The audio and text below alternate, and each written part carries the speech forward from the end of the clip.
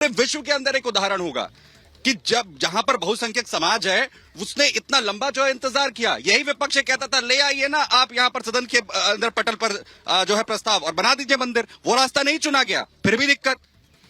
नहीं, इतिहास बनाने का प्रयास किया जा रहा है, इतिहास बनेगा नहीं।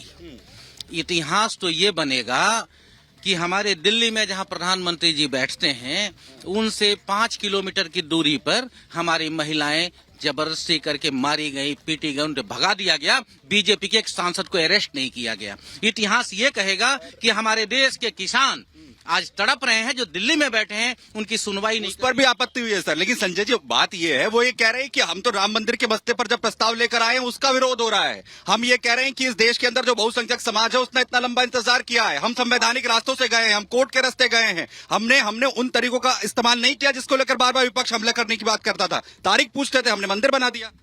आप क्या चाहते हैं? जो आप कहें वही मैं कहूं? नहीं नहीं बिल्कुल नहीं। बोलिए जो सुनना चाहते हैं। संजय जी मैं तो सवाल पूछ रहा हूँ ना। जिंदाबाद करूं मैं? नहीं, वो तो आपकी इच्छा है, वो आपकी इच्छा है, स्वतंत्र है उसके लिए। मोदी जी भी यही चाहते हैं। नहीं, मोदी जी भी यही चाहते हैं, सरकार भी यही चाहती है, विपक्ष ही खत्म हो जाए देश से, जनता की आवाज ही खत्म, यही चाहती है सरकार। तो मैं वही बोलना चाह रहा हूँ कि मेरी आवाज तो आ जाने दीजिए, मेरी बात आने दीजिए। मैं ये चाहता हूँ कि एक बेरोजगार तड़प रहा है। कल मेरी मुलाकात एक राम सिंह से हुई, हमारे एक मित्र है जानने वाले। उन राम सिंह के साथ मैंने बैठा, बड़े दुखी लग रहे हो।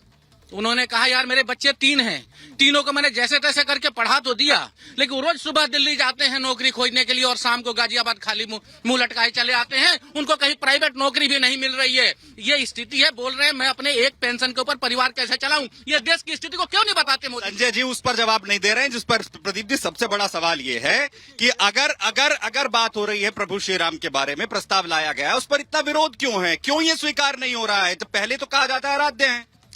अस्तित्व बचाने की लड़ाई जो है ना, ये सर के ऊपर से लड़ रहे हैं। इन्हें माहौल नहीं समझ में आ रहा। ये लोकतंत्र में जीते हैं, बहुसंख्यक आबादी वाला देश है हमारा। अगर आप उसके सेंटिमेंट्स को नहीं सम्मान करेंगे, ये क्या पूरे आने वाले 5 वर्षों तक क्या आयोजन चलता रहेगा? ये सत्र चलता रहेगा। इन्हें समझना चाहिए कि क्या ये थोड़ा सा लिबरल नहीं हो सकते कि जब बहुसंख्यकों की भावनाओं का थोड़ा सा आदर कर दें, उसके बाद ये ब्रैबिंग करेंगे, विदेशों से फंडिंग लेकर के रास्ता रुकवाएंगे, कभी किसान बन जाएंगे, कभी कुछ बन जाएंगे, कभी कुछ बन जाएंगे। इनकी कोई बात अभी तक छिपी नहीं है, लेकिन ये लोकतंत्र की दुहाई जरूर देंगे। लेकिन बहुमत जिसका है, या लोकतंत्र बहुमत के आधार पर चलता है, बहुसंख्यकों का अपमान करने से कभी नहीं चूकेंगे। होल सोल एजेंडा यही है इनका। लेकिन बार सौरभ जी बार ये कहा गया ये तो राजनीतिक मसला है। अभी आया है क्या ये राजनीतिक मसला? वो तो कह रहे हैं कि हमने तो अपनी कार्यकारिणी में पहले ही पारित कर दिया। हमारे तो जो मैनिफेस्टो आया उसका हिस्सा रहा है हमेशा ना। भारतीय जनता पार्टी का मैनिफेस्टो में रहा है। 2000 जो पिछला इलेक्शन था उसमें भी था।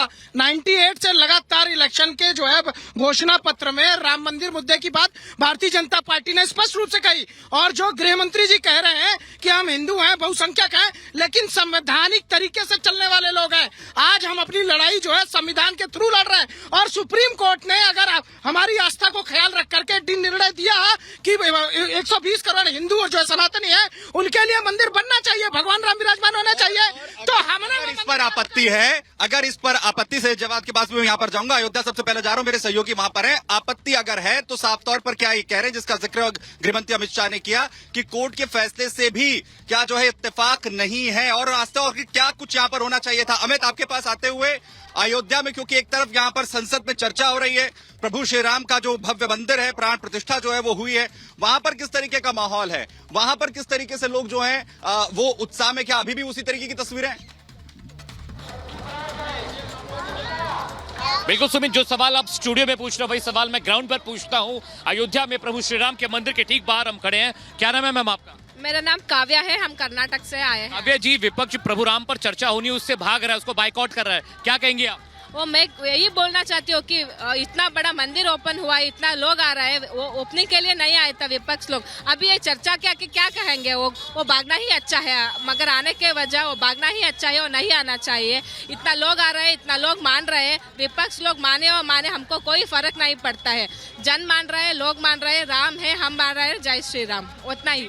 कुछ और लोगों से बात करूंगा। क्या नाम है आपका? मैं लक्ष्मी नारायण, मैं हैदराबाद से आया। लक्ष्मी जी, विपक्ष प्रभु राम पर चर्चा होनी है सदन में, उससे बाइकआउट कर रहा है, कह रहे हैं कि जो राम मंदिर है मोदी जी के लिए वोट बैंक है, क्या कहेंगे आप? नहीं, रामराज है, रामराज में चर्चा, राम का चर्चा होना की नहीं है।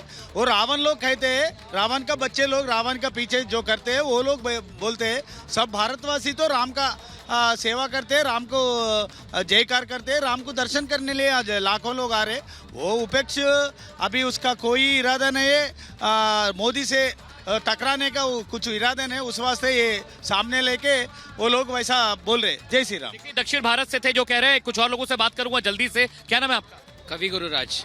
कवि जी, सदन में चर्चा से विपक्ष भाग रहा है और राम मंदिर को लेकर कहते हैं कि मोदी जी का वोट बैंक है, क्या कहेंगे, क्या व्यू है आपका? हाँ, हम ज़्यादा मत नहीं बोलता, एक ही साल बोलना चाहता हो। हनुमान चालीस को सबको पता है, उसमें एक लाइन है, भूत पिचाच निकट नहीं हावे। श्री रामचंद्र के साथ, श्री रामचंद्र के विषय में भूत पिचाच चर्चा भी नहीं करता, सामने नहीं आता। वो विपक्ष हमारे दृष्टि में भूत पिचाच है, वो उसका चर्चा की अर्हता योग्यता भी नहीं है। देखिए, दक्षिण भारत के लोग हैं, इनसे भी बात करते हैं। क्या नाम है आपका? मुकेश गुप्ता मेरा नाम है। मुकेश जी, सदन में प्रभु राम पर चर्चा से भाग रहा है विपक्ष, क्या कहेंगे आप? नहीं, उसमें कुछ भागने की जरूरत नहीं है। ये प्रभु श्री राम का है, ये किसी पार्टी का नहीं, किसी धर्म का नहीं, ये किसी पार्टी का नहीं, किसी धर्म का नहीं, ये श्री राम का है। ये अयोध्या नगरी प्रभु श्री राम का था और रहेगा, कंटिन्यू रहेगा। जय श्री राम। कुछ और लोगों से बात करते हैं। क्या नाम है आपका भैया? जी, वायु अग्रहरी नाम। वायु जी, सदन में चर्चा से विपक्ष भाग रहा है, क्या कहेंगे? जी, कुछ नहीं कहना है, राम मंदिर का सब एकदम बढ़िया से हो गया है, सब चीज पूरा। श्री राम अपने नगरी में आ गए हैं, बहुत ही अच्छा लग रहा है यहाँ पर। 2024 में फिर योगी आगे चुनाव तो मोदी जी आ रहे हैं, योगी जी आएंगे, मोदी जी फिर आ रहे हैं 2024 में। श्री राम जी का आशीर्वाद है उन पे। ठीक है, क्या नाम है आपका भैया? सनीश कुमार। विपक्ष संसद में चर्चा से भाग रहा है, प्रभु राम पर चर्चा होनी है, क्या कहेंगे विपक्ष के लिए? विपक्ष के लिए मैं यही कहना चाहता हूं कि हमारा राम मंदिर जो बनके तैयार हो गया है, उसका उद्घाटन भी हो चुका है। हम सब लोग जय श्री राम, जय श्री राम, योगी मोदी। तो देखिए, बहुत सारे लोग हैं और अलग अलग रिएक्शंस मिल रहे हैं। क्या नाम है बाबा? हमारा कृष्ण पांडे नाम है। विपक्ष प्रभु राम पर चर्चा से भाग रहा है, क्या कहेंगे? कौन विपक्ष? हमारा कम से कम 500 साल रहा, हमारे ऊपर जो मुगलों ने राज किया, हमारे ऊपर आतंक छाया, हम लोगों पर प्रताड़ित किया। तो उसके बाद प्रताड़ित करने के बाद ये समय हमारा हिंदुओं का आया, तो हिंदुओं में कौन जगह? मोदी जगह और भारत को एक समृद्ध राष्ट्र, हिंदू राष्ट्र बनाना चाह रहे थे। और उसके बाद मोदी ने रामलला को अपने जो तंबू के अंदर छाए थे, उनको तंबू से निकाल करके आज एक राम जन्मभूमि की स्थापना करके उन्होंने विराजमान किए। मैं हिंदुत्व का बहुत प्रतिष्ठित सम्मान करते हैं। तो देखिए सुमित, ये अलग अलग लोगों के व्यू हैं, जरा तस्वीरें भी देखिए।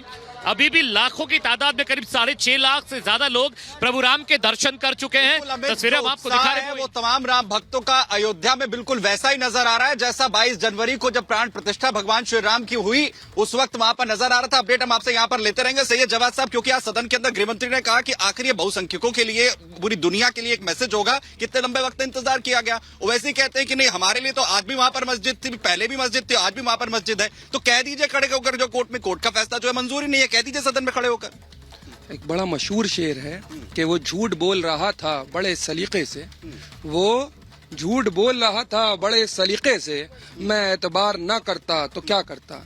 देखिए क्या था, सुप्रीम कोर्ट के अंदर हलफनामा दे करके अपनी बात से कौन मुकर गया? मौजूदा सरकार थी। और उसके बाद क्या हुआ? 6 दिसंबर 1992 के अंदर सुप्रीम कोर्ट ने ही दिया था ना, और हलफनामा दे करके अपनी बात से एक चीफ मिनिस्टर, अरे रुक जाइए, फिर उसके बाद तत्कालीन चीफ मिनिस्टर और चीफ मिनिस्टर होने के बावजूद अपनी जबान खराब करना और देश का माहौल बिगाड़ने के लिए भारतीय जनता पार्टी जिम्मेदार थी।